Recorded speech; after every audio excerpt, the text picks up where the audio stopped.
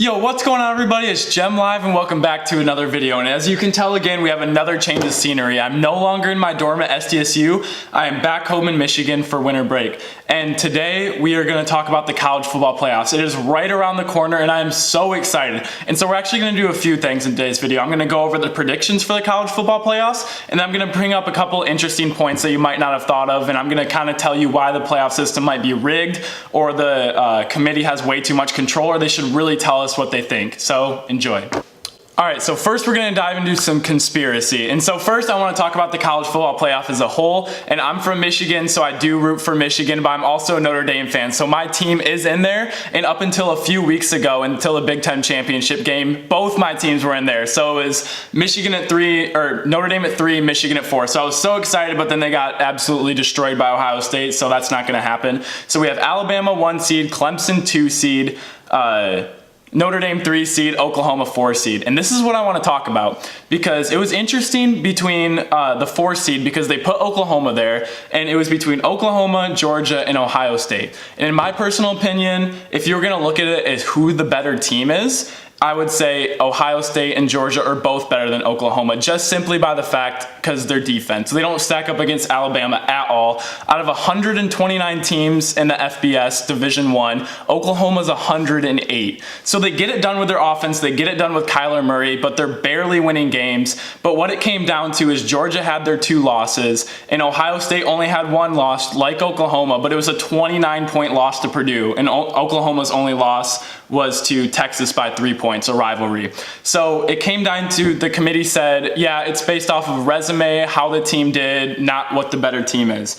And so I kind of understood that at first, but then I started thinking about it, and I came up with a few scenarios. So let's say the last game in the Pac-12 championship that Oklahoma played, the last drive, Kyler Murray gets hurt and he's out for the season.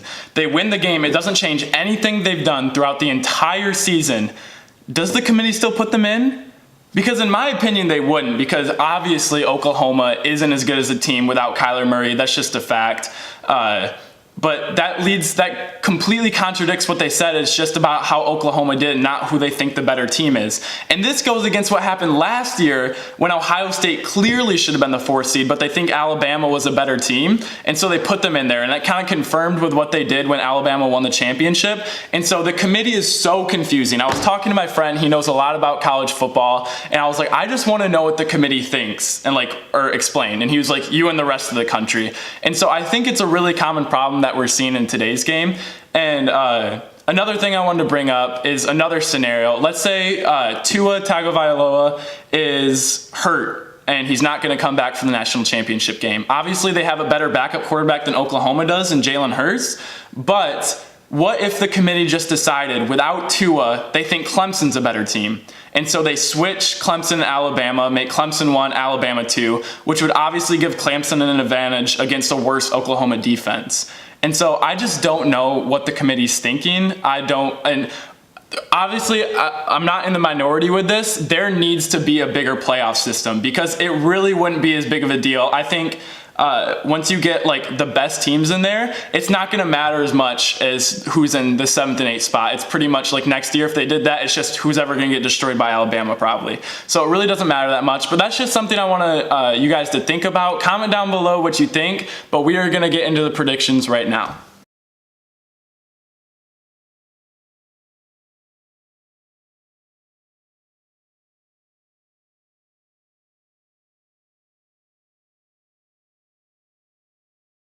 So this next matchup between Clemson and Notre Dame is very interesting, because I think these are the 2 least talked about teams that are both amazing in all of college football. Everyone's been talking about everyone else, but I feel like Clemson, they're up there. They've been destroying every team they've played, which is super impressive. They have an amazing quarterback in Trevor Lawrence. They have an amazing receiver in T. Higgins.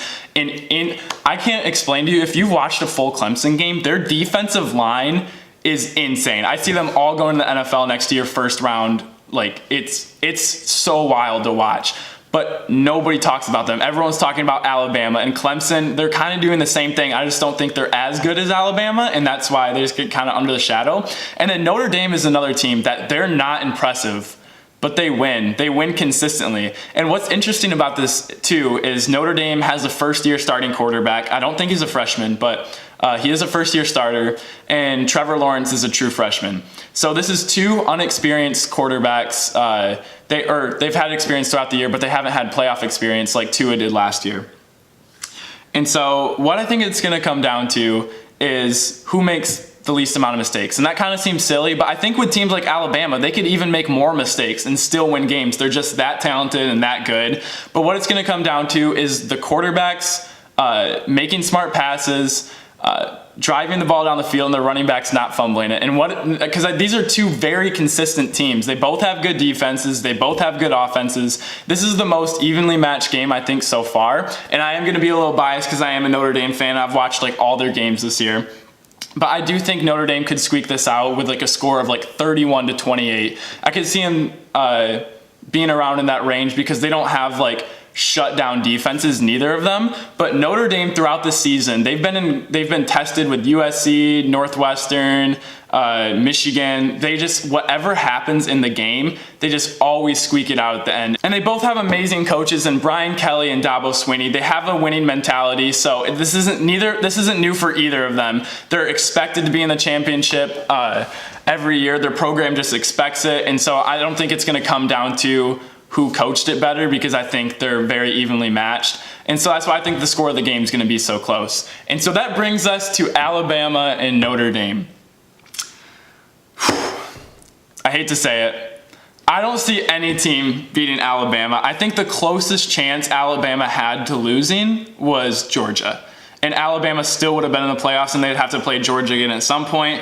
But I think this year, with the team they have, how they've been playing, that their competition's not even in the playoffs. And that's why I would have liked to seen a team like Georgia or Ohio State to actually have a chance, because I just don't see Oklahoma's defense like standing up at all. But I don't even really see the championship being that close. I just think this is a runaway season for Alabama. They have the best quarterback. They have the best defense. They have the best everything. But I'm still excited to watch it. I'm going to watch all the games. I'm going to be sitting on the couch. I'm not going to let anyone talk to me. And I will give you guys a full analysis later. So thank you guys so much for listening. Please make sure to comment down below what you think about my first statement, or what you think they would happen with Kyler Murray. And I will see you guys all next time. Peace.